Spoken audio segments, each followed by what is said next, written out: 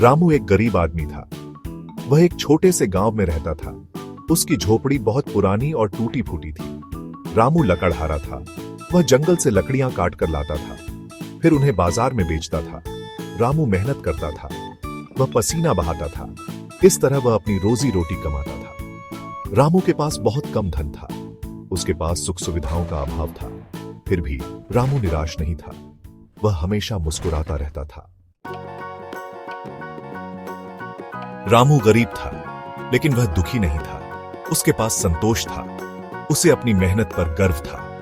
रामू प्रकृति से प्यार करता था। वह पक्षियों की चहचहाहट और नदी के बहते पानी की आवाज का आनंद लेता था। रामू के पास सच्ची खुशी थी। गांव के अमीर लोग अक्सर हैरान होते थे। वे सोचते थे कि रामू इतना खुश कैसे रहता है। एक दिन गांव में बहुत तेज तूफान आया।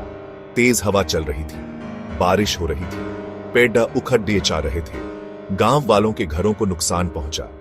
रामू अपनी झोपड़ी में सुरक्षित था, लेकिन उसने दूसरों के बारे में सोचा। वह तुरंत बाहर निकला।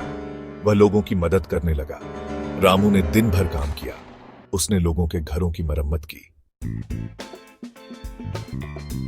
गांव का सबसे अमीर आदमी यह सब देख रहा था। वह रामू की दरियादिली से बहुत प्रभावित हुआ।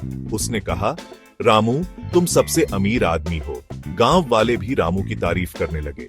रामू पहले की तरह ही गरीब था, लेकिन अब लोग उसे सम्मान की नजर से देखते थे। रामू की कहानी हमें सिखाती है कि सच्ची अमीरी धन नहीं होती। सच्ची अमीरी तो खुशी, संतोष और दूसरों की मदद करने की भावना है।